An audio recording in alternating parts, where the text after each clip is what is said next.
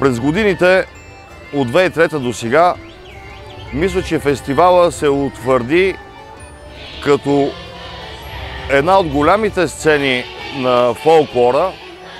Това е през моите очи, но може би аз като дорковец и пряко ангажиран с провеждането, да не съм много обективен, затова и други хора трябва да кажат от друга гледна точка.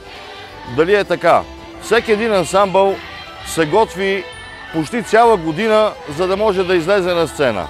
Аз много се радвам, че ансамбъл Овчарска песен има приемственост, има много млади участници в ансамбъла и се предават. Така като гледам и другите ансамбли, които ни гостуват на сцена, има по едно-две поколения. Най-ценното може би, че заедно с фестивала и с тия пъстри сергии се получава един панаир. И човек като дойде, те се преливат нещата от самия панаир в фестивал. Всеки един фестивал има своя характер. През годините мисля, че сме го изчистили от всякакви проблеми и е предизвикателство да го надграждаме, за да може всеки един участник, зрител, гост да намери своето място.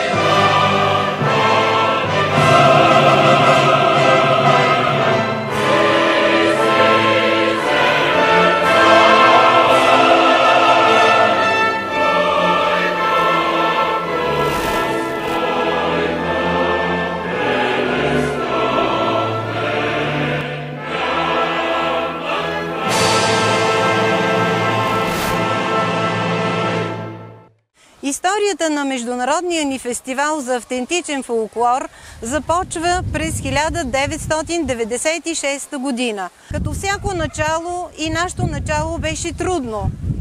Трябваше да поканим състави, трябваше да потърсим съдействието на община, на кметство. С течение на годините, втората ни година, 1998 година, нарекахме фестивала национален в подножието на крепостта Цепина. Също премина успешен, а през 1999 година с подкрепата на фондация Пътеки фестивалът ни стана международен. От тогава започнахме да броим първи международен фестивал до днешния 2022 година, 24-ти международен фестивал за автентичен фолклор. През тези години ние се стремяхме фестивалът да прерасва все по-хубаво, а това го показваха всички групи, които искаха да се включат в неговото участие. Групите ставаха толкова многобройни, че ние не успявахме за един ден от 8 сутринта до 10 вечерта да могат да преминат всички състави. Също така, моето впечатление през тези години е, че има една приемственост. Много ми е драго, много ми е приятно, като видя ансамбъл, в който участват от най-малките до най-възрастните. Благодариме на всички, които се включват в осъществяването на международния фестивал. Без подкрепата на кметството, на общината, на Министерство на културата, без участието на Основно училище Христо Ботев, на целодневна детска градина 3 март, без участието на дорковците, а те много обичат фолклора. Сцените ни са винаги пълни, от сутрин до вечер. Сцената е пълна с желаещите да слушат българска народна музика и български хора.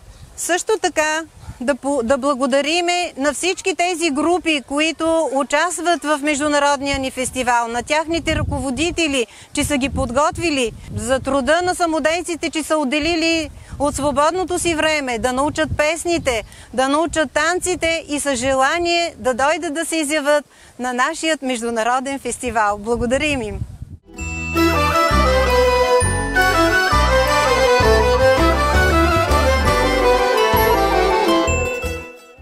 Радвам се, че отново съм тук в Дорково, където се събират певци, инструменталисти, танцови колективи от цяла България и всички показват своята обич към традицията и тази връзка между минало, настояще и бъдеще. Хубаво е човек да усети тръпката на корена си, защото в днешно време сме доста по-напрегнати и не отделяме много внимание на това, което ние сме създали през вековете. Радостно е, че има доста млади хора, т.е. тази приемственост между млади и стари в доста райони се е позасилила и това създава един оптимизъм за бъдещето, че няма да загасне искрата, която я носим всички българи в сърцата си. Бих искала да кажа, че хубаво би било повече часове по музика да бъдат в училищата отделени на часовете по фолклор, за да се запознаят поколенията с песните, танците, с народните носии, с обичаите, които създават един синхрон между тези различни прояви на фолклорното изкуство. Бих искала да благодаря на организаторите на Пазарджик, на домакините, които създават необходимите условия, толкова много колективи да участват и благородно да се състезават помежду си. Нека да им пожелая сили, трудолюбие и все така устременост към бъдещето. То е наше сега и завинаги.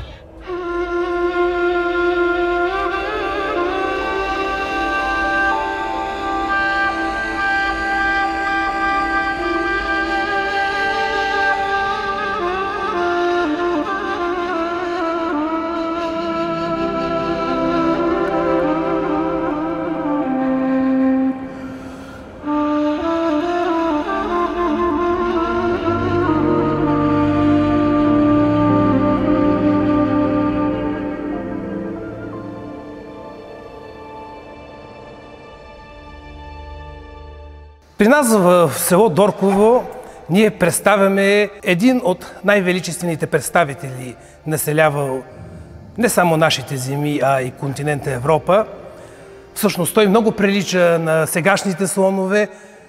Приликата е огромна с тях, той е бил тяхен родственик. Този животински представител, който ние представяме, се казва мастодонт. На континента Европа са населявали преди 5 милиона години в геоложката епоха Плиоцена. Според данните, които ние знаем, те са достигали с височина до 4 метра и половина, дължина не повече от 7 метра, с стекло до 10 тона. Самото ни находище се намира на 5 метра зад самата сграда, на 5 метра от асфалта. Тук в миналото е имало ниви, които са били обработвани от местното население. И именно точно по този начин тези хора са откривали този костен материал.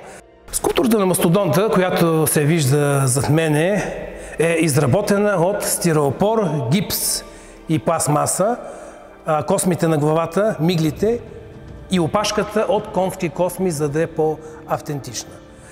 Изработена е в столицата ни град София, в студиото на Симеон Стоилов. За цялостната и направа е отнело някъде около половин година, около 6 месеца. Тук при нас тя е донесена на парчета и е сглобявана.